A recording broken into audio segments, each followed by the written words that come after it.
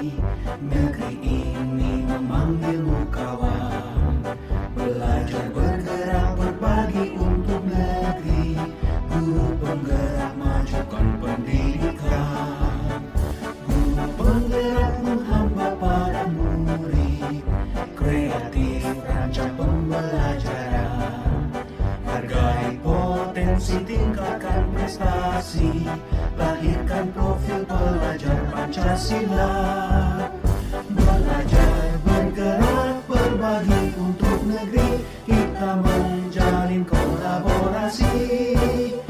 Belajar bergerak berbagi untuk negeri. Demi bakti pada Ibu Pertiwi.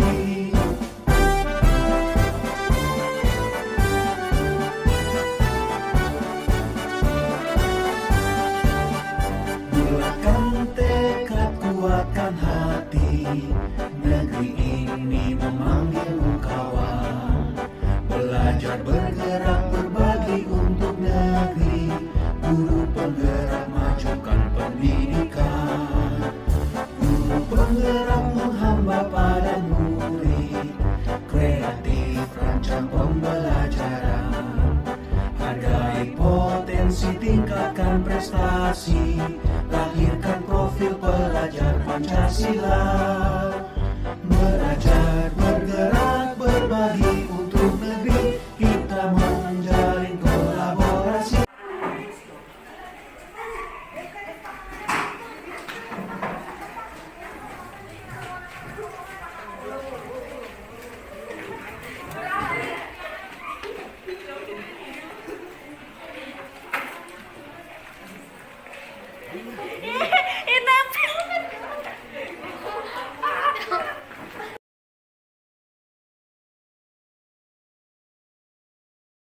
Baik, ini kan kalian sudah membuat kesepakatan kelas, juga sudah membuat kelas impian. Tujuannya untuk apa? Biar kalian menjadi anak yang disiplin dan bertanggung jawab. Nah, ini disiplin di sekolah sebagai bentuk kedisiplinan dan tanggung jawab kalian di sekolah. Nah, sekarang agar kalian lebih disiplin tidak hanya di sekolah tetapi juga di rumah, Ibu akan memberikan proyek untuk kalian kolaborasi dengan orang tua. Jadi kalian nanti sampai di rumah, saya beri waktunya 1 minggu untuk kerjasama dengan orang tua dalam menerapkan disiplin, ya, kaitannya dengan penerapan nilai-nilai Pancasila. Contohnya begini. Pagi-pagi. Assalamualaikum warahmatullahi wabarakatuh. Waalaikumsalam warahmatullahi wabarakatuh. Ini saya akan berpresentasi tentang penerapan karakter, tanggung jawab dan kedisiplinan di dalam kultur belajar.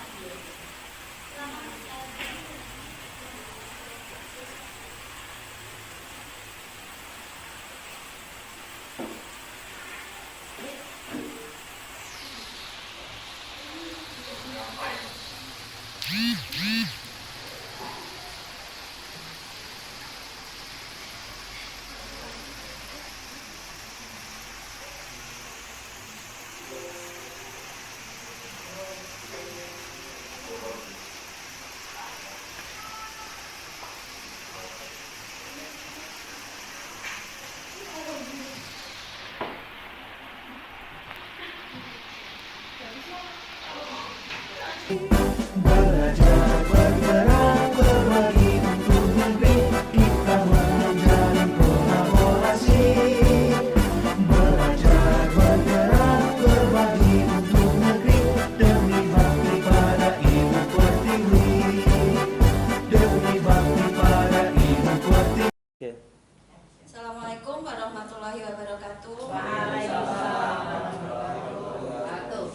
Yang saya hormati Ibu Kepala SMK Negeri 1 Pekalongan, yang saya hormati Bapak Ibu tim manajemen, terima kasih atas kesempatan. Ini adalah suatu penghargaan buat saya, diberi kesempatan untuk mendesimilasikan hasil diklat saya di Guru Penggerak dengan tema budaya positif. budaya positif ya, ini nanti saya jelaskan sedikit ya mengenai apa sih budaya positif itu. Tapi sebelumnya saya akan, tapi ini tidak diambil Pak. Ya, baik. Backgroundnya diambil dulu. Sudah. Jadi di dalam guru penggerak ini kita awal, ini kan baru modul 1 ya, awal pembelajaran dari kami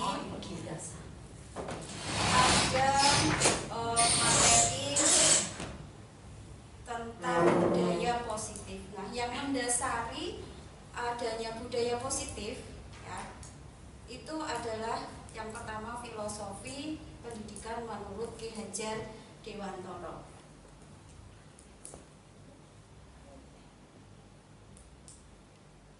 Nah, menurut Ki Hajar Dewantara yang dimaksud dengan pendidikan adalah menuntun ya, menuntun segala kekuatan kodrat yang ada pada anak agar mereka sebagai manusia dan sebagai anggota masyarakat dapat mencapai keselamatan dan kebahagiaan. Nah, ini yang perlu kita pahami Bapak Ibu. Jadi pendidikan itu kita ini menuntun, tugas kita sebagai guru itu menuntun, bukan menuntut. Nah, yang selama ini terjadi, kita ini banyak menuntut. Siswa dituntut kamu harus bisa ini, harus bisa itu. Ya, kalau di jurusan boga misalnya harus bisa buat ini, harus bisa buat itu. Sebenarnya bukan itu. Nah, menurut Ki Hajar Dewantara kita ini menuntun apa yang sudah dimiliki oleh siswa, potensi dari siswa, sehingga di dalam perjalanannya dia melakukan suatu pembelajaran itu untuk mencapai keselamatan dan kebahagiaan. Nah, itu. Nah, ini dasarnya. Nah, dasar pemikiran dari Ki Hajar Dewantara mengenai pendidikan ini ada konsep mengenai kodrat keadaan. Jadi kita melihat kodrat keadaan anak. Ya, kodrat keadaan itu ada dua, yaitu kodrat alam dan kodrat zaman. Kodrat alam itu apa? Bahwa kehidupan anak itu dipengaruhi oleh budaya dia sehari-hari, sesuai dengan lingkungan hidupnya.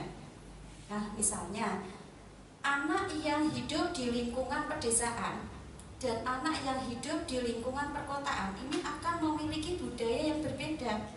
Nah, sehingga kita di dalam mengajar membedakan anak termasuk budaya dia sehari-hari. Nah, kemudian kodrat zaman. Kodrat zaman ini, zaman anak yang kita ajar sekarang itu berbeda dengan zaman kita.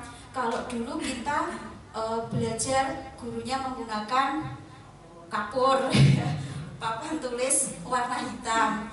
Siswanya menulis di buku tulis, harus duduk diam, anteng seperti itu. Sekarang tidak. Anak sekarang kalau disuruh seperti itu tidak bisa, karena zamannya berbeda. Sekarang zamannya zaman gadget, serba teknologi, maka kita sebagai guru pun harus menyesuaikan kondisi zamannya.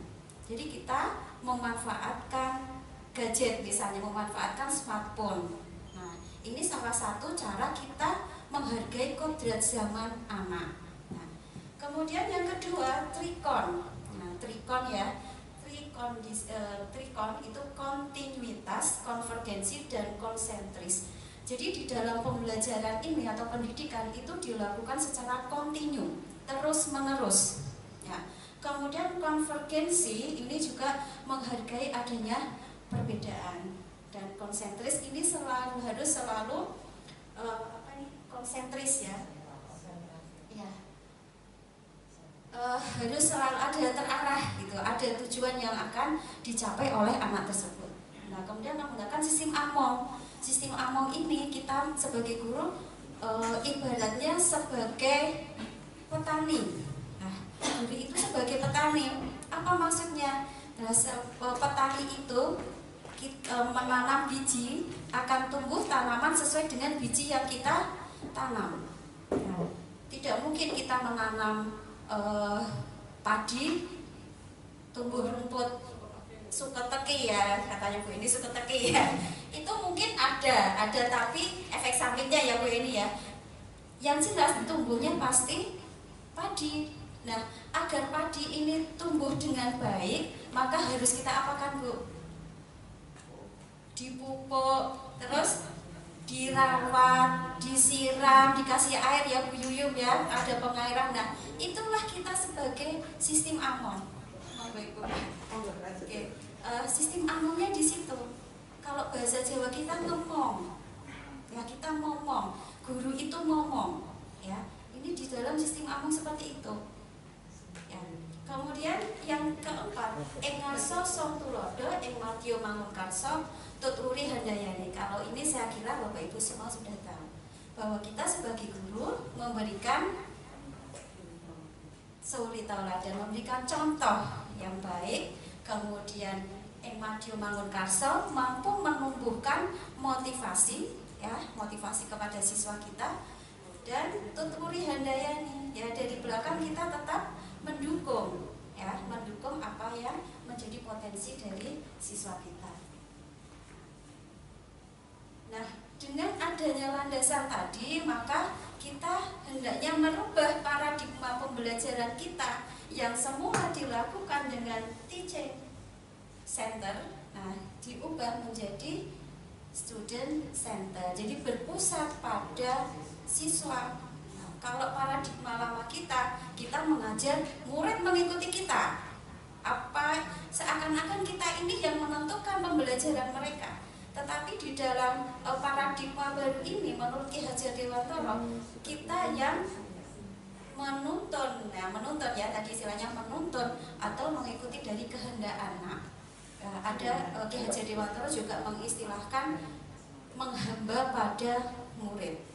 Nah, menghamba pada murid itu bukan berarti terus kita manut aja apa yang diinginkan murid, itu tidak. Ya, tetapi di sini fungsi kita adalah menuntun tadi. Ya, menghamba pada murid ini berarti kita menuruti apa yang menjadi potensi dari murid kita. Ngaten nggih, Bapak Ibu. Nah, berikutnya kaitannya dengan budaya positif. Nah, sekarang budaya positif itu apa? Yang budaya positif adalah perwujudan dari nilai-nilai atau keyakinan universal yang diterapkan oleh sekolah. Bapak Ibu, kalau kita lihat di pembelajaran kita seringkali, ya saya sendiri kalau mengajar, kok siswa ada yang ngantuk di kelas, ada yang cerita sendiri, kemudian tidak mengerjakan tugas. Nah, ini bukan berarti siswa itu tidak mematuhi apa yang kita inginkan, apa yang kita harapkan. Nah, agar siswa itu mau melaksanakan apa yang menjadi aturan di sekolah kita atau di kelas kita, maka perlu diterapkan budaya positif. Nah, di sini diartikan budaya positif itu nilai-nilai, perwujudan dari nilai-nilai. Ya, nilai-nilai berdasarkan pada keyakinan mereka, keyakinan dari murid itu. Jadi agar bisa menerapkan budaya positif, maka perlu kita gali dari siswa kita, dari murid kita, nilai apa yang ingin mereka terapkan. Nah, di dalam budaya positif ini cenderung nantinya ke arah disiplin, ya, disiplin positif dan menerapkan nilai-nilai kebajikan. Nah, nilai-nilai kebajikan kita akan berharap di dalam pembelajaran kita siswa disiplin, masuk kelas tepat waktu, mengerjakan tugas dan sebagainya. Tetapi selain itu kita juga menginginkan agar anak sopan, anak memiliki karakter religius, anak memiliki sikap tanggung jawab, dia dermawan dan sebagainya. Nah, di sini Bapak Ibu, menurut Ibu Primary di dalam bukunya ini, sikap murid, toleransi, rasa hormat dan sebagainya itu merupakan sikap atau karakter yang kita harapkan dapat tercapai di dalam pembelajaran kita. Saya yakin meskipun Bapak Ibu bukan guru PPKN, ya, ataupun bukan guru agama, pasti menginginkan murid-muridnya di kelas itu memiliki sopan, ya kan, memiliki rasa hormat kepada guru, membantu, suka membantu, intinya memiliki nilai-nilai kebajikan universal. Nah, ini yang perlu kita bangun Bapak Ibu dari anak-anak kita. Oke, berikutnya, nah, perilaku untuk bisa mewujudkan dari nilai-nilai kebajikan tadi, kita lihat dulu bahwa perilaku manusia itu ada 3. Ini menurut teori motivasi. Yang pertama, menghindari ketidaknyamanan dan hukuman. Ya. Yang kedua, mendapatkan imbalan atau penghargaan. Yang ketiga, untuk menjadi orang yang mereka inginkan dan menghargai diri sendiri dengan nilai-nilai yang mereka percaya. Jadi ini yang mendasari mengapa sampai siswa itu tidak mematuhi apa yang diinginkan guru. Datang terlambat, tidur di kelas, tidak mengerjakan tugas. Dasarnya ini motivasi mereka. Ya, motivasi mereka itu mengapa kok mereka sampai tidur di kelas? Mengapa mereka sampai tidak mengerjakan tugas? Karena 3 perilaku ini. Nah, kita lihat Bapak Ibu satu persatu. Perilaku yang pertama, untuk menghindari ketidaknyamanan atau hukuman. Nah, hukuman yang dimaksud dengan hukuman ini bersifat tidak terencana atau tiba-tiba. Murid tidak tahu apa yang akan terjadi dan dilibatkan atau tidak, ya, dan tidak dilibatkan. Hukuman biasanya bersifat satu arah, datangnya dari guru yang memberikan dan murid hanya menerima satu hukuman tanpa melalui suatu kesepakatan atau pengarahan dari pihak guru baik sebelum atau sesudahnya. Contohnya begini, Bu Galuh mengajar di kelas, ada siswanya yang tidak mengerjakan tugas, menyulam misalnya. Bu Galuh ngajarnya apa Bu? Maaf Bu, nyulam ya, benar berarti menyulam misalnya, hari itu harus selesai, tapi anak kok belum menyelesaikan, bahkan tidak membawa pekerjaannya. Bu Galuh apa yang aku lakukan? Ngamuk, ya. Memberikan hukuman, marah-marah kan Bu Galuh ya. Saya ini anak yang lainnya bawa tugas, kok dia tidak bawa tugas? Ngamuk. Nah, Bu Galuh akhirnya memberikan hukuman. Udah, sekarang kamu pulang ambil tugasnya misalnya. Atau biasanya apa Bu? Anak disuruh apa Bu Galuh? Kalau yang bisa disuruh mengambil atau itu ya rumahnya dekat ya Bu Galuh ya. Kalau yang rumahnya jauh, mengerjakan yang lain. Intinya tetap diberikan hukuman, ya kan? Diberikan hukuman. Nah, sifat dari hukuman itu adalah sepihak. Siswa tidak tahu kalau dihukum seperti itu. Dan itu yang memberikan guru tanpa Bu Galuh memberi kesempatan kesepakatan kepada siswa. Ya, kesepakatan. Nah, itu sehingga iya, mau apa? Bisa ya. Tetapi intinya di situ tetap memberikan sanksi, ya kan? Adanya sanksi. Atau kalau di tingkat sekolah misalnya ada siswa yang datang terlambat itu di depan, ya. Jam 7 masih pada jejer di luar.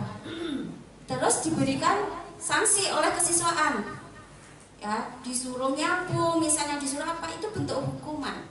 Dan apakah anak bisa menerima hukuman itu? Belum tentu. Dan saya yakin tidak. Karena apa? Dalam hati kecil mereka pasti ada rasa kemarahan. Saya kok dimarahi sama Bu Galuh? Bu Galuh kok marah-marah sama saya di depan teman-teman saya misalnya. Ini anak akan merasa sakit hati. Sering tidak kita Bapak Ibu tanpa sadar melakukan itu? Tidak usah marah-marah kita menegur anak di depan teman-temannya di kelas. Ya, kamu kok tidur? Nah, misalnya ini Pak Daniel, kamu kok mainan HP terus? Misalnya, dia meskipun diam, tapi dalam hatinya asemah, aku ditegur sama guru. Dia pasti punya malu yang luar biasa dan ini akan membekas di dalam hidupnya. Bisa jadi Pak Daniel marah sama saya. Itu hukuman. Karena apa? Sifatnya sepihak. Dari guru saja, murid tidak tahu kalau mau dikasih hukuman seperti itu. Karena tidak ada kesepakatan. Nah, sehingga ya, untuk menghindari ketidaknyamanan ini, daripada saya nanti dikasih hukuman sama Bu Galuh, mending saya nggak berangkat saja karena tugasku belum selesai. Nah, dia mencari aman. Karena kalau dikasih hukuman tidak nyaman, ya dia merasa tidak nyaman. Akhirnya dia atau kalau tidak, daripada saya nanti dikasih hukuman, saya berangkat dulu tak kerjakan di sekolah sak rampungnya misalnya.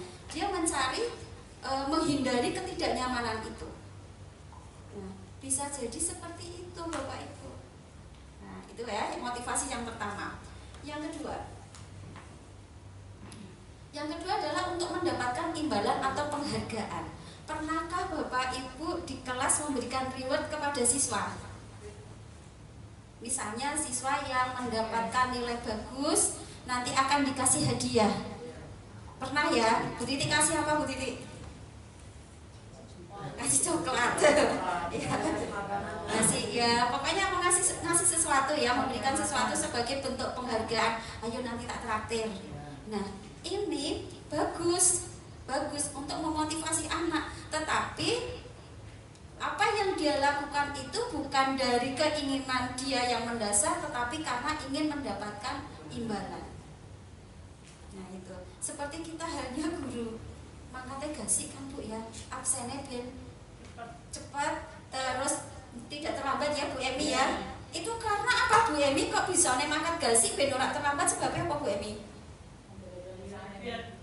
Masalah Dia tidak masalah. Nah itu menghindari ketidaknyamanan.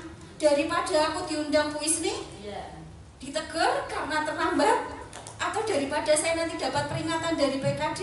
Nah itu artinya kita melakukan sesuatu, motivasi kita melakukan sesuatu berangkat gasik ya Bu Emi, untuk menghindari ketidaknyamanan atau menghindari hukuman. Nah benar Bu Emi, kita merasakan itu. Nah ini kita juga untuk mendapatkan penghargaan. Ternyata pada saat kita memberikan reward ke siswa, ini bukan menyelesaikan masalah agar siswa itu mau belajar dengan baik. Karena pada saat kita tidak memberikan penghargaan, si anak tidak akan tidak termotivasi lagi. Pada saat kita berhenti memberikan penghargaan, berhenti juga dia motivasinya. Gitu. Nah, ini ya penjelasan dari kalimat itu. Kemudian yang ketiga, untuk menjadi orang yang mereka inginkan dan menghargai diri sendiri dengan nilai-nilai yang mereka percaya. Nah, orang dengan motivasi ini akan bertanya, akan menjadi orang yang seperti apa apabila saya melakukan itu. Nah, misalnya begini, lalu kalau saya membawa, saya bisa membuat sulaman itu, nanti akhirnya saya jadi apa, seperti apa Bu Galo? Nanti kan Bu Galo akan menjawab, ya nanti kamu akan pintar membuat ini, nanti kamu bisa jadi membuat motif sulamannya. Misalnya nanti kalau di dunia kerja bisa di garment dan sebagainya. Itu motivasi yang ke arah jangka panjangnya ya, untuk bisa menghargai diri sendiri. Dia akan bertanya, kalau saya masuk jurusan boga nantinya jadi apa? Ya, pasti anak akan bertanya seperti itu. Ya, Bu Retno kok ngajari koyongan itu, nanti saya jadi apa Bu? Nah, itu anak dalam hati akan mempertanyakan itu. Nah, kita akan menjelaskan nanti kalau masuk di jurusan boga kita akan bisa buka catering atau bisa menjadi seorang chef. Nah, ibaratnya ada iming-imingnya. Tapi yang menimbulkan kepercayaan diri pada siswa. Itu motivasinya yang ketiga. Nah, untuk mereka melakukannya karena mereka ingin menjadi orang yang melakukan nilai-nilai yang mereka yakini tersebut. Ini adalah motivasi yang akan membuat seseorang memiliki disiplin positif. Karena motivasi berperilakunya bersifat internal, bukan eksternal. Kalau tadi yang pertama dan yang kedua itu eksternal. Nah, yang ketiga ini adalah motivasi internal, datangnya dari diri. Karena saya itu cita-cita saya ingin seperti Dian Pelani, maka saya masuk jurusan busana. Nah, itu namanya motivasi internal.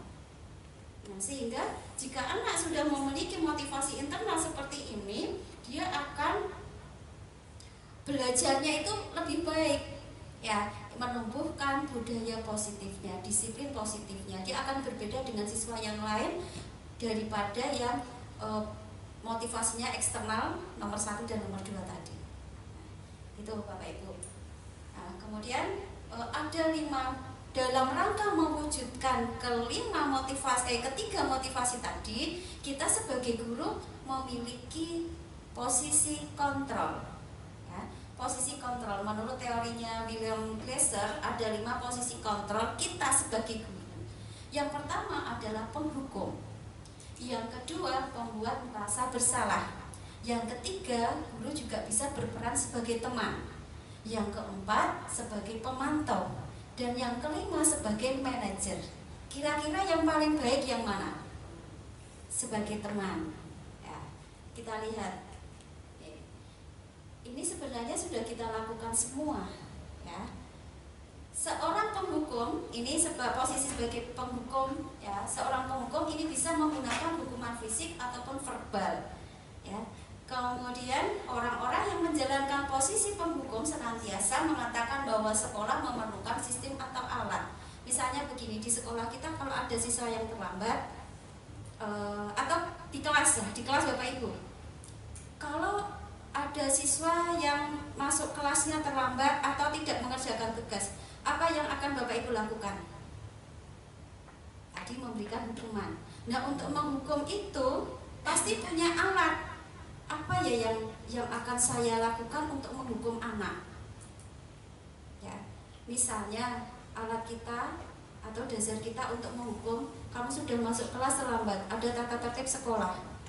Ya, berarti sudah melanggar tata tertib. Nah, tata tertib ini adalah sebagai alat kita untuk menghukum. Nah, pada saat kita melakukan itu berarti posisi kita sebagai penghukum. Nah, posisi kita sebagai penghukum.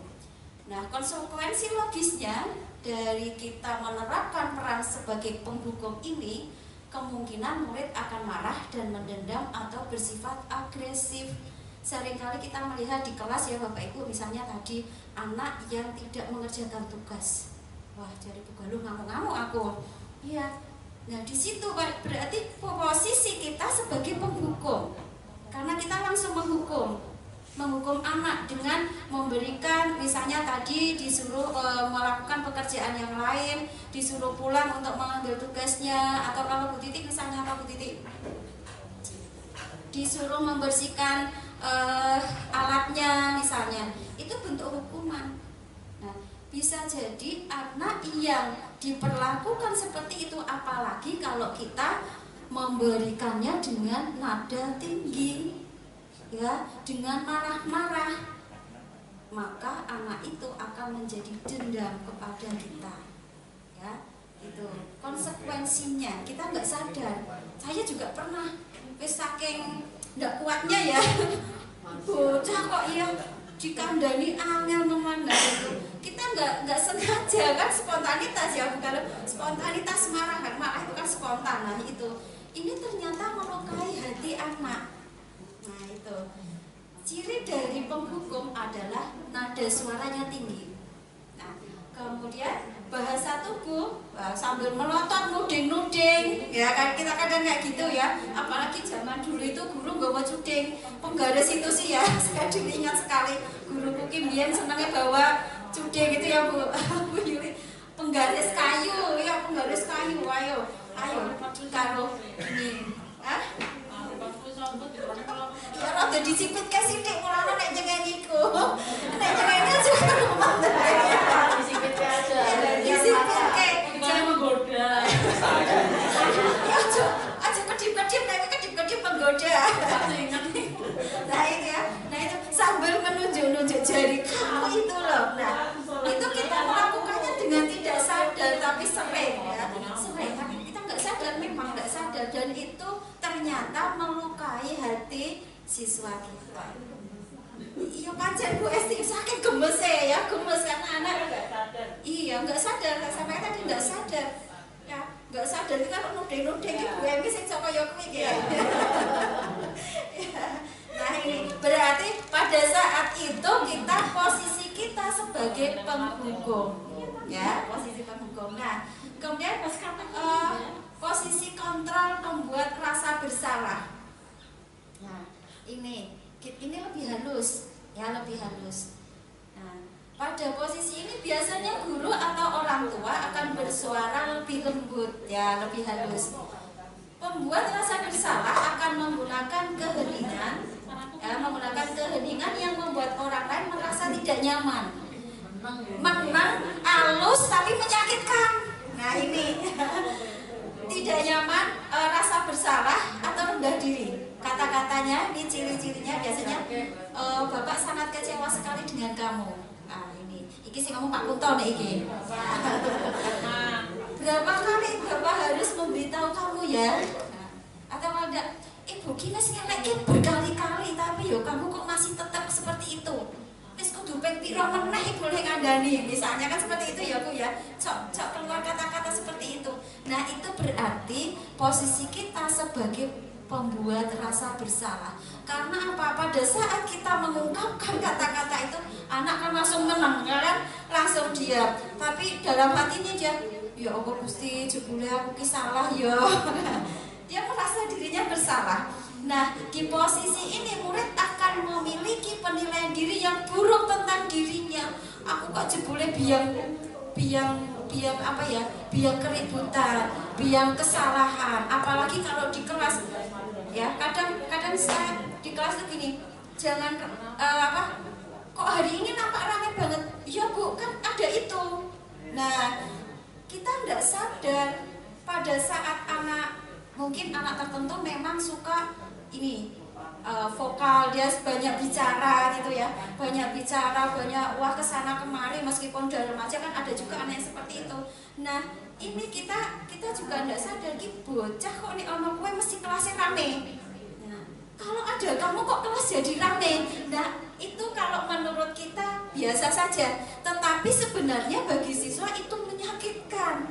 Berarti saya ini biang keroknya, biang keributan di kelas ini. Nah itu Bapak Ibu, jadi itu posisi kita sebagai pembuat rasa bersalah. Memang anaknya langsung diam, mengerut gitu ya. Karena apa? Dia itu memiliki rasa bersalah. Nah ini, dan ciri khas dari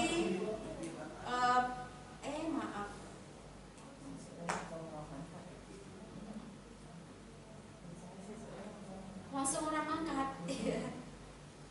Takut sama gurunya.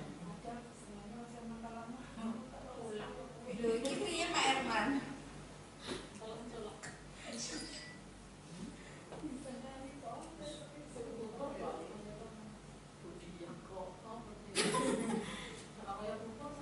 Iya, udah.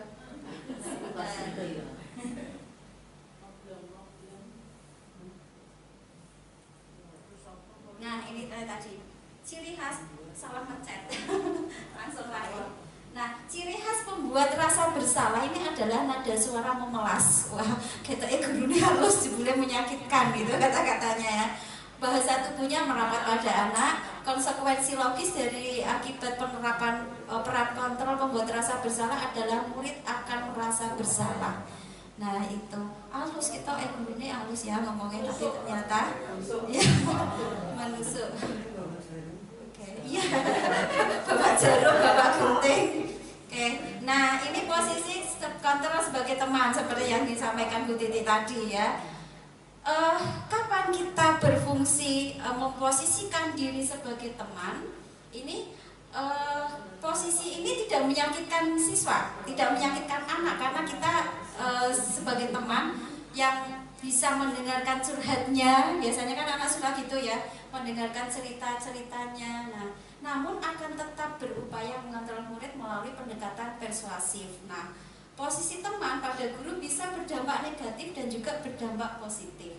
Berdampak positif di sini berupa hubungan baik yang terjalin antara guru dan siswa. Kita dekat dengan siswa kita, ya. Tetapi di sini ada sisi negatifnya. Guru di posisi teman menggunakan hubungan baik dan humor untuk mempengaruhi seseorang. Dampak negatifnya adalah bila suatu saat guru tersebut tidak membantu anak, maka anak akan merasa kecewa.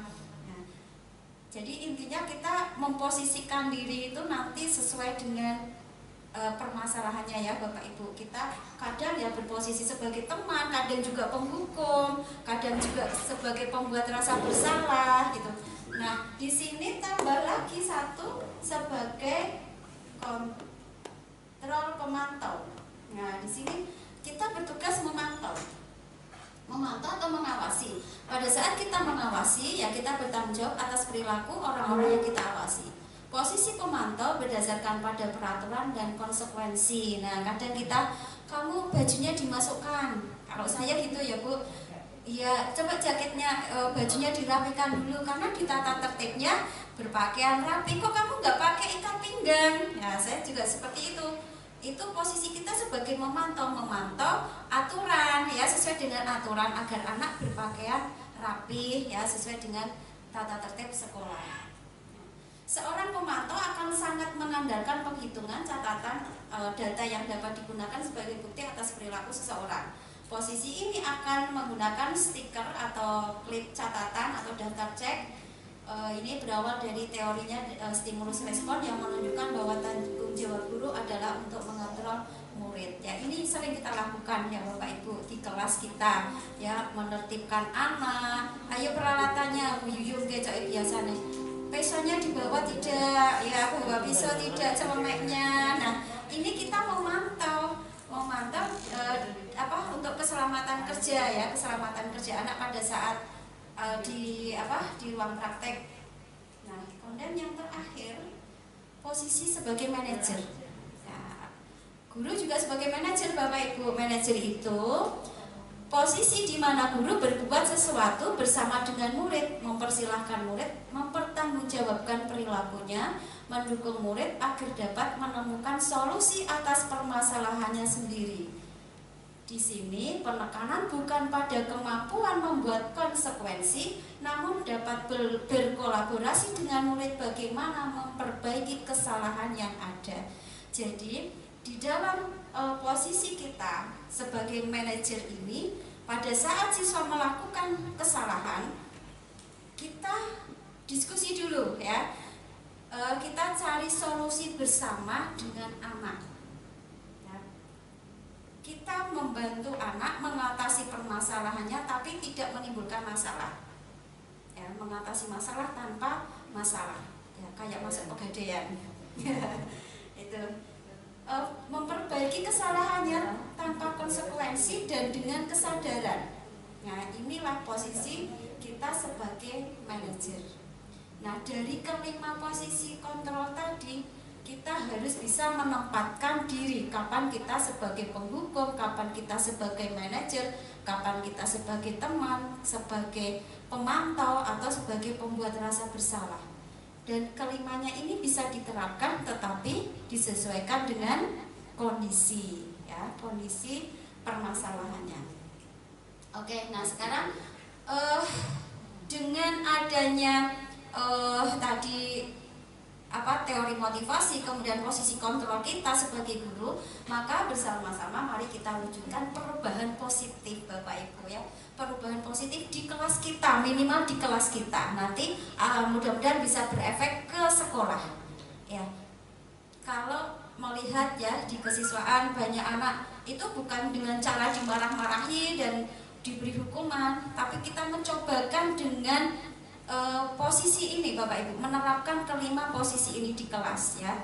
Nah, ini contohnya. Oke. Hukuman, konsekuensi dan restitusi. Apa sih bedanya hukuman? Kenapa di sini perlu hukuman? Hukuman itu juga perlu ya, konsekuensi juga perlu, restitusi juga perlu. Kenapa enggak Bapak Ibu restitusi? Bukan restitusi ya, prostitusi ya. Tapi restitusi. Nah, di dalam menjalankan peraturan atau keyakinan kelas ya, bila mana ada suatu pelanggaran tentunya sesuatu harus terjadi. Untuk itu perlu meninjau ulang tindakan penegakan peraturan atau keyakinan kelas sekolah selama ini. Nah, tindakan terhadap suatu pelanggaran pada umumnya berbentuk hukuman, konsekuensi atau restitusi. Yang sering kita lakukan apabila ada pelanggaran terhadap aturan, maka kita langsung memberikan hukuman.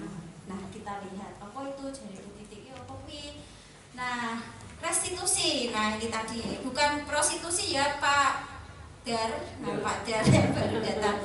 Engkau kerumunan prostitusi. Restitusi. Restitusi adalah proses menciptakan kondisi baik bagi murid untuk memperbaiki kesalahan mereka sehingga mereka bisa kembali pada kelompok mereka dengan karakter yang lebih kuat. Ini menurut Gosen ya, teorinya Gosen. Restitusi juga merupakan proses kolaboratif ya.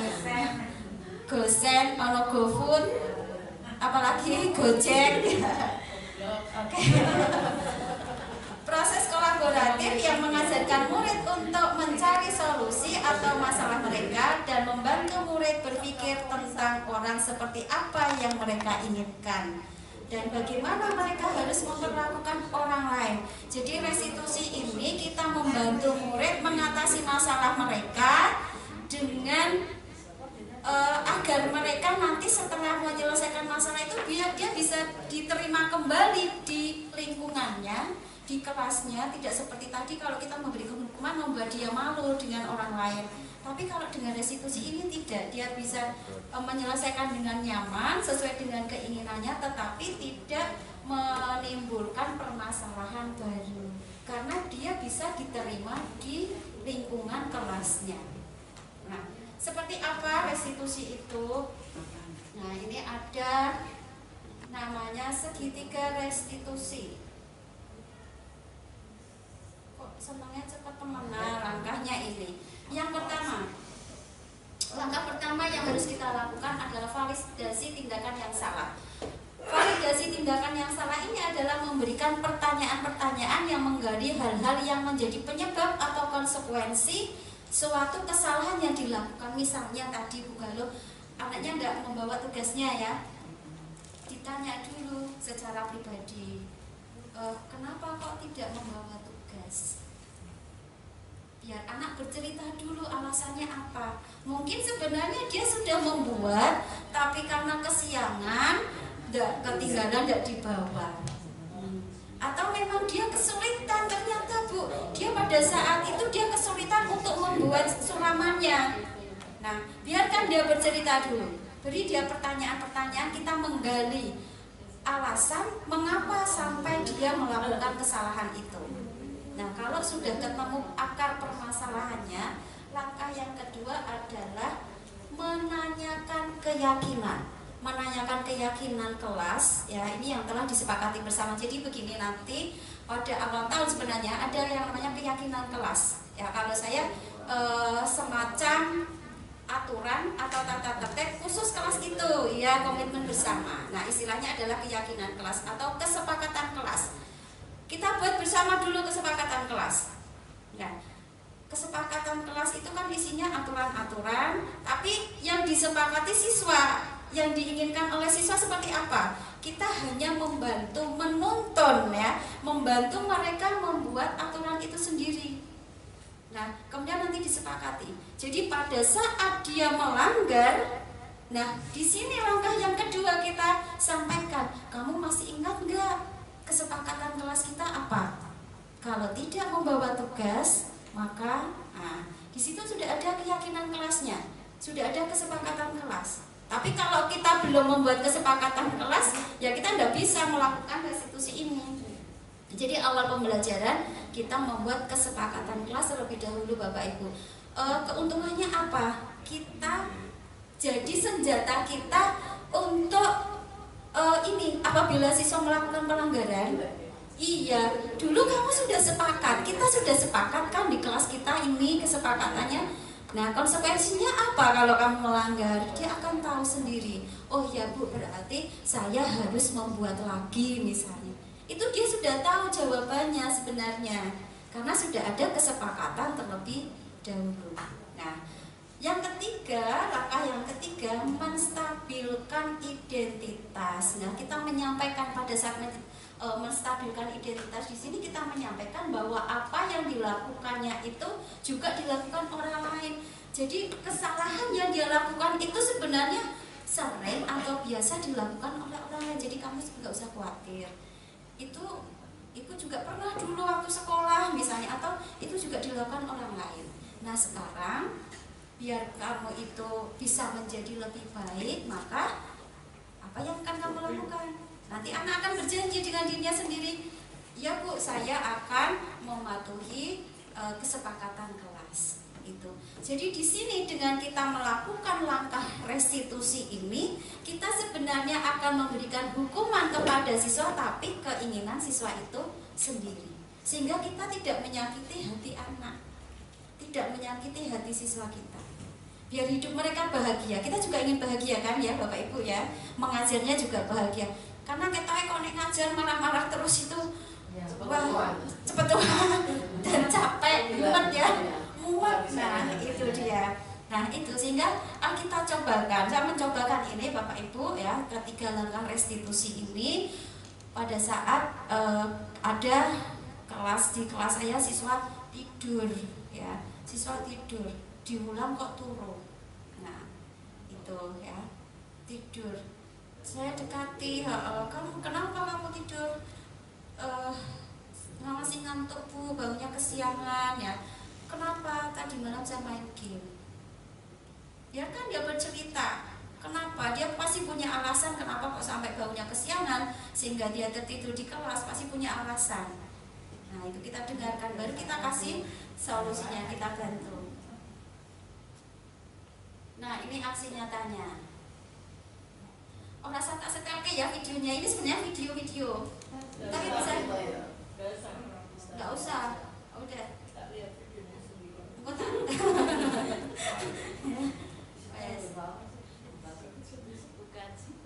Nah, nanti videonya akhirnya menjabri aja ya Bemi ya. Nah itu. Kemudian ini untuk penanaman budaya positif ya. Tadi kita menerapkan posisi kita ya, posisi kontrol guru kita. Ini saya membuat temanya begini Bapak Ibu. Untuk aksi nyata saya di budaya positif itu penanaman budaya positif, disiplin dan tanggung jawab melalui parenting project learning. Jadi kalau kita di sekolah sudah punya aturan tata tertib. Kadang ketok saya itu kalau bekerja sendiri ngandeli anak berdisiplin dan tanggung jawab itu nggak bisa. Maka saya melibatkan orang tua dengan kegiatan parenting. Lah sebenarnya kegiatan parenting ini bukan berarti saya mengundang orang tua, tapi saya minta anak melakukan apa yang kita terapkan di sekolah, coba kamu terapkan di rumah bersama dengan keluarga. Bukti dari tugas mereka adalah video. Divideokan, boleh di TikTok, boleh di video snack video atau pakai apapun, terserah ya. Nah ternyata, ya ini saya punya contoh ya untuk menerapkan budaya positif ini dengan kolaborasi orang tua. Tak setel ke Siti aja. Fotonya, biar ada sedikit gambaran. Oh ini tugas siswa. Jadi kebetulan yang iki ya Pak. Saya mau keluar dari sini masuk ke proyek. Oh ini udah.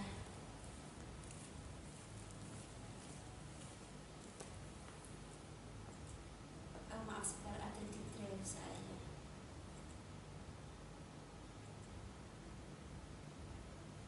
Ini yang buat anaknya Pak Cas.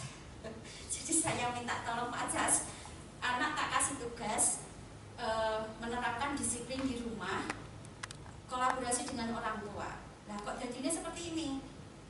Ini saya jadikan contoh karena saya lihat yang paling bagus ya dari hasil yang lain. Kok nggak bisa ya Pak? Oh wifi-nya iya.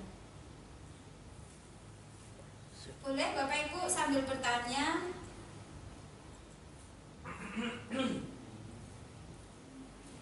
Ada yang mau ditanyakan boleh. Sambil ini saya buka contoh penerapan budaya positif. Cannot Pak.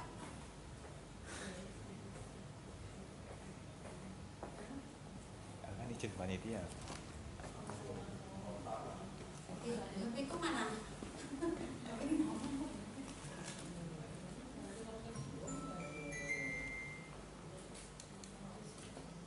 Silakan Bapak Ibu.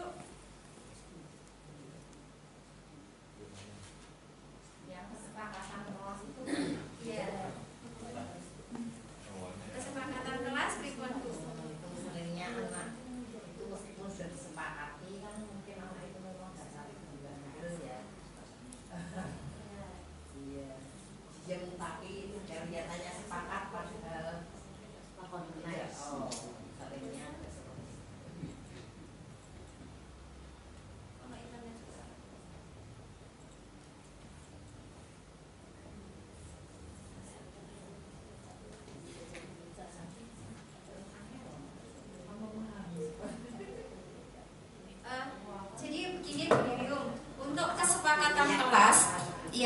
kesepakatan kelas yang saya lakukan itu, jadi anak membuat aturannya sendiri. Ini ada videonya.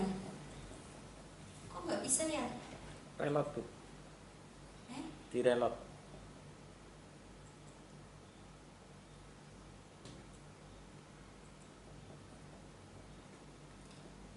Jadi anak membuat kesepakatan sendiri dan setiap saat kita bisa mengingatkan ke kelas kita, ke siswa kesepakatannya. Jadi kalau saya awal pembelajaran saya ingatkan, Mas ingat nggak kesepakatan kelas kita apa? Nanti anak ini Bu, nanti ini. Oke. Nah, jadi kita mengingatkan itu setiap masuk kelas atau berapa kali pertemuan sekali gitu, misalnya sebulan sekali kita ingatkan. Terutama kalau ada anak yang melanggar budaya.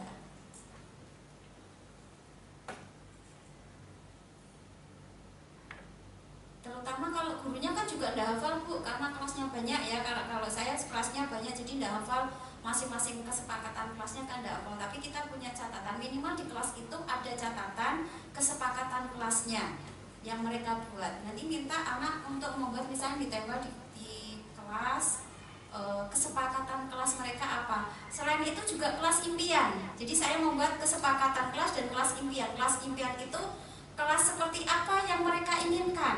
Ya, di 10 kuliner itu ditulis kelasnya berprestasi Bu. Harus ada satu anak yang berprestasi, entah itu di Popda, entah itu apa. Ya ditulis. Terus kita ingin kelasnya nggak berisik Bu, ya silakan ditulis gitu. Jadi yang mereka impikan apa sih keinginan mereka, bayangannya apa kelas yang mereka harapkan itu ada. Nah kita bantu menuju ke sana. Itu. Jadi awal kita buat kesepakatan kelas dan kelas impian. Mana ya sebentar.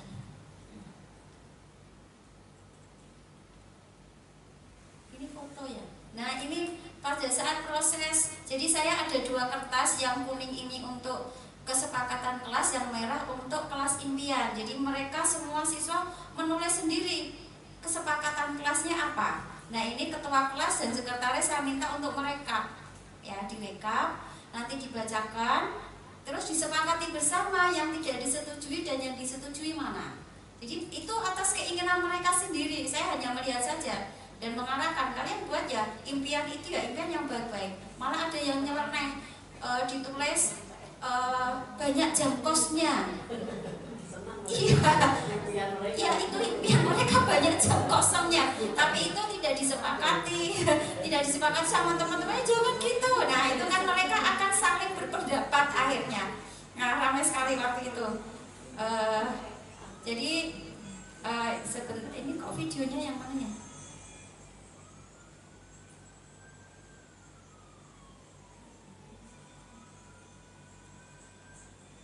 Video contoh tadi saya kasih contoh yang budaya positif kaitannya dengan yang di rumah, kolaborasi.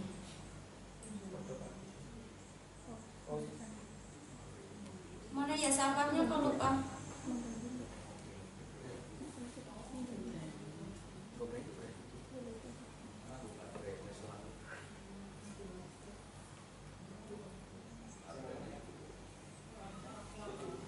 Izin panitia ya menjelang.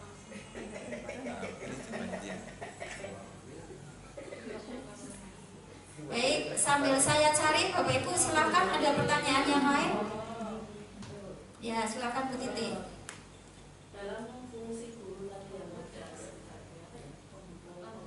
Fungsi kontrolnya. Nah, tapi kadang kita tanpa sadar tadi ada fungsi budaya itu yang fungsi sasar, sehingga sama membuat anak itu dan sambut bagaimana untuk fungsi budaya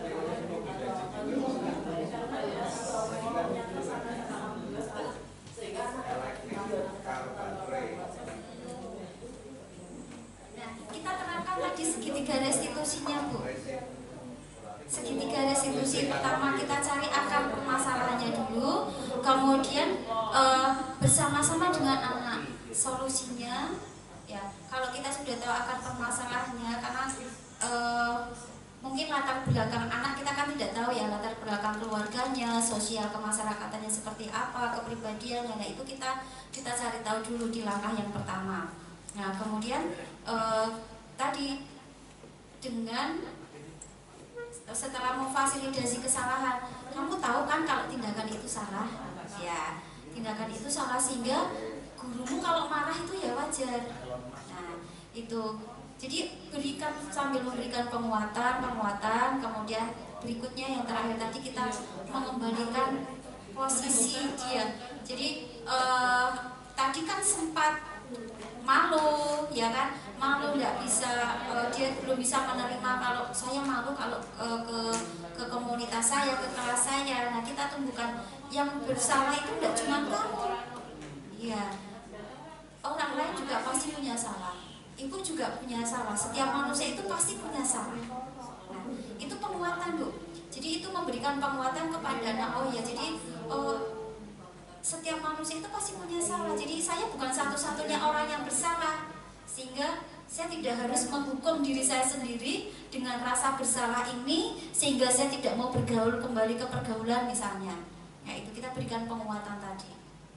Tapi kadang kan ada kasus ya, ini kebetulan anak-anak saya sendiri kayak gitu, sudah kita berikan penguatan dan sebagainya, sudah diberikan seperti itu tahap-tahapnya. Ya sudah. Tapi ada anak itu merasa bahwa itu saya sudah dicap jelek sama guru A, sama guru B, bahwa saya nggak mengurungkan tugas saya apa dan sebagainya. Padahal sebenarnya secara signifikan itu juga saya melihat itu anak itu sudah ada perubahan yang positif, sehingga anak itu akhirnya sampai periksa ke dokter, dan itu juga dengan saya periksa ke dokter bahwa saya ternyata mengidap seperti ini, kayak gini, gimana solusinya kan seperti itu. Karena saya sudah dicap buruk sama yang lain, kamu pemalas, kamu dan sebenarnya itu kan tidak boleh kita sebagai guru mencap seseorang dengan mungkin kemarin dia bersikap seperti itu, tapi kesininya kan sudah ada dan harusnya juga dari pihak guru yang lain, guru itu juga harus memberikan respon yang positif terhadap anak itu, sehingga anak itu tidak merasa aku sudah berusaha kayak gini tapi tetap saja dicap begini, dicap negatif terus, sampai di anak itu sampai tidak dapat dukungan juga dari keluarganya. Ya udah kamu keluar saja, kamu buat saja, itu kan kasihan dengan dia. Sementara di rumah juga tidak ada dukungan dari pihak keluarganya, karena keluarganya malu kalau harus dipanggil lagi ke sekolah kayak gitu kan, orang tuanya sedangkan dari lingkungan di sekolah sendiri, dari guru-guru yang lain juga ada yang mengecap bahwa anak itu jelek terus gitu. Itu ya solusinya bagaimana? Berarti itu pemulihan juga dari lingkungan Bu. Misalnya di kelasnya Bu Titik juga berikan pemahaman bahwa yang bersalah itu tidak cuma dia. Maksudnya kita manusia itu pasti punya salah, punya kelemahan, dan tidak hanya dia saja yang punya kelemahan, punya kesalahan. Nah di lingkungannya, kita juga di lingkungannya itu sendiri, di kelasnya. Kalau kita di rumah kan tidak punya link ke sana ya, bukan jangkauan kita. Di kelas kita, di kelasnya Bu Titik itu juga berikan penguatan kepada anak-anak untuk bisa menerima, terbuka saja bahwa dia, tapi mungkin dengan kesepakatan anaknya ya. Kalau di sini di restitusi itu kita kan mengungkapkan kemudian membantu dengan kesepakatan. Jadi di kelas itu juga ada kesepakatan. Jadi ada pembicaraan dari hati ke hati antara kita dengan siswa.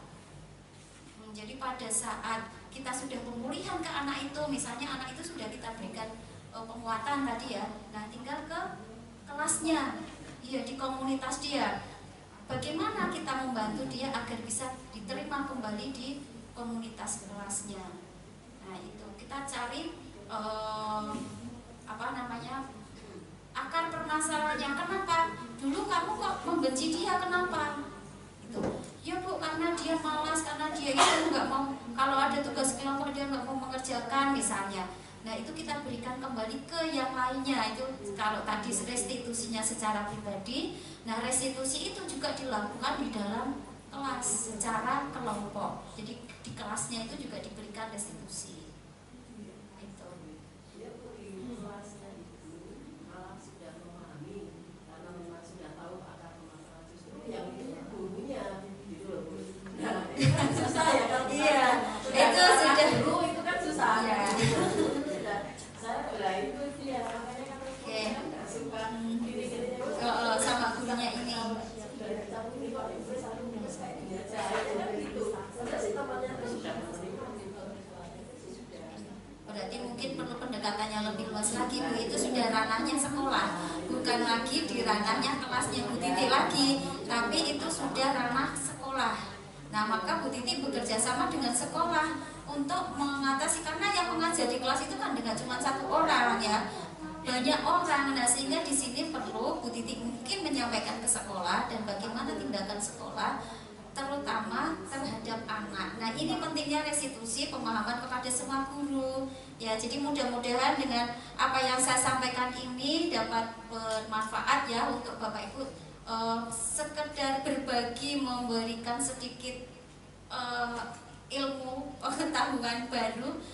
Ini kayak saya juga dapat baru ya, bagaimana cara mengatasi anak, sehingga nanti di tingkat sekolah pun, apalagi ini Bapak Ibu semua tim manajemen kan, yang punya kebijakan, yang punya kewenangan di sekolah, ini bisa mengambil suatu kebijakan bagaimana mengatasi permasalahan-permasalahan seperti itu. Karena itu ranahnya sudah tingkat sekolah Bu Titi, bukan lagi di kelasnya Bu Titi saja, karena menyangkut semua guru yang mengajar di kelas itu. Mungkin ini nanti dengan kurikulum ya, dengan Pak Kunto bagaimana cara mengatasinya. Intinya di tim manajemen yang bisa mengatasi ya. Dengan restitusi tadi, restitusi tidak hanya di secara individual tapi juga di kelompok, bahkan di sekolah. Kesepakatan kelas, kalau di kelas namanya kesepakatan kelas, kalau di tingkat sekolah namanya kesepakatan sekolah. Nah itu baik, terima kasih Bu Titi ya. Masih ada lagi? Ada. Oh iya, satu lagi ya. Terima kasih Bu Galuh. Stop sih. Terima kasih atas waktunya. Saya tertarik berdiri dari judulnya tadi juga itu ya, budaya positif. Iya. Sayangnya kita nggak semua guru ya yang bisa mendengarkan ini. Ini adalah imbas dari dia sebagai guru penggerak yang mana ke depannya itu harus bisa mungkin merubah situasi guru-guru dengan pola pembelajarannya yang lama seperti itu. Untuk anak bersalah dan dihukum itu memang budayanya sudah melekat banget ya. Guru menjadi seakan-akan di depan itu udah raja lah gitu, seperti itu. Padahal itu udah nggak zamannya kan tadi seperti itu. Lah ini kalau anak itu budaya di rumahnya mungkin yaitu yang dari bahasanya, dari sikapnya itu yang sekarpe seperti di rumahnya, karena orang tuh juga mungkin nggak kontrol ya. Itu di sana itu ada Bu yang seperti itu. Tidak hanya saya, ada beberapa guru itu kayak penilaiannya sama. Nah kita mencari solusinya itu anak ini harus didudukkan, harus diberi apa namanya budayanya yang baik itu seperti apa.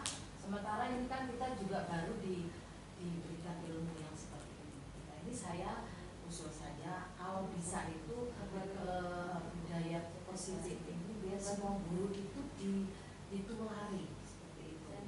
Kemudian untuk tadi anak-anak yang bermasalah seperti itu, saya percaya ini BK juga nggak ada ya. Padahal BK itu banyak sekali permasalahan yang dihadapi itu dengan sikap anak yang seperti itu. Kadang karena saya bosannya udah banyak permasalahan, mungkin kadang Bu Epinya sendiri bahasanya itu keluarnya kan udah sakuannya tok gitu ya dengan anak-anak. Itu tadi aduh, kalau meruntut dari bahasanya Bu Dia tadi itu bagaimana kita sebagai seorang guru itu dengan begitunya menghargai nilai-nilai anak.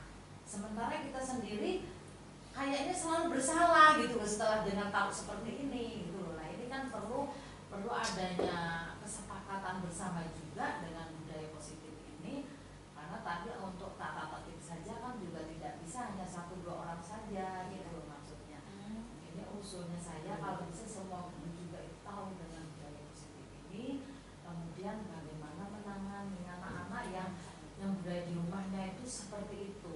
Karena anak Pekalongan itu kan orang tuanya usahanya itu mungkin dari kalangan menengah ke bawah, tidak konsen untuk membentuk anak itu seperti apa. Contohnya seperti kemarin itu yang terjadi dengan HP yang diambil tanpa aturan itu orang tuanya hampir separuh kelas itu datang, tak ceramai. Jenengan ini nitipke bocah ke sekolah kita itu enggak cukup sampai di situ, minta kontrolnya juga sampai seperti itu Bu. Saya itu karena saking banyaknya kejadian-kejadian yang kok kita tok gitu loh yang kepingin bener nih anak di rumah tuh kepiye. Nah ini mungkin tindak lanjut seterusnya itu bagaimana dengan dia sebagai guru penggerak. Ya baik, terima kasih luar biasa. Ini masukan Pak Kunto, monggo. Bapak Ibu ada di tim manajemen, silahkan nanti. Ini saya hanya mendesiminasikan saja. Tepuk tangan buat Bu Galuh ya, luar biasa. Memang seperti itu harusnya, ya. Harusnya saya sudah mencobakan di kelas saya, meskipun karena di kelas itu kan tidak cuma saya yang mengajar ya, jadi banyak guru, sehingga efeknya ini pun kecil ya, terlihatnya kecil karena ya minimal di pelajaran saya lah saya merasa seperti itu ya. Ya mulai dari saya dulu mungkin. Nah dengan desiminasi ini apalagi Bapak Ibu adalah tim manajemen yang ya Pak Kunto yang nantinya kan mengambil pengambilan kebijakan itu di tangan Bapak Ibu semua. Nah monggo silakan nanti saya serahkan ke tim manajemen dengan saran dari Bu Galuh tadi tindak lanjutnya seperti apa. Kalau saya sangat apresiasi sekali kalau sekolah mau menerapkan budaya positif, karena efeknya ke siswa Bapak Ibu, ke kita juga ya, kitanya happy juga ngajarnya, nggak sepaneng seperti saat ini kita ya, yang dengan paradigma lama itu ngajarnya sepaneng teman ya, harus seperti itu. Tidak, sekarang semuanya harus bahagia ya, untuk membahagiakan, karena tujuan pendidikan di akhir tujuan pendidikan itu adalah untuk kebahagiaan itu Bapak Ibu. Nah dari sini ini adalah awal ya Bapak Ibu, awal langkah kita menuju pembelajaran dengan menerapkan budaya positif ya. Nah seperti itu nanti kembali lagi saya serahkan ke Bapak Ibu semua selaku tim manajemen. Baik, terima kasih atas kesempatannya, atas perhatian Bapak Ibu semua. Semoga apa yang saya sampaikan bermanfaat untuk kita semua. Terima kasih. Wabillahi taufiq wal hidayah. Wassalamualaikum warahmatullahi wabarakatuh.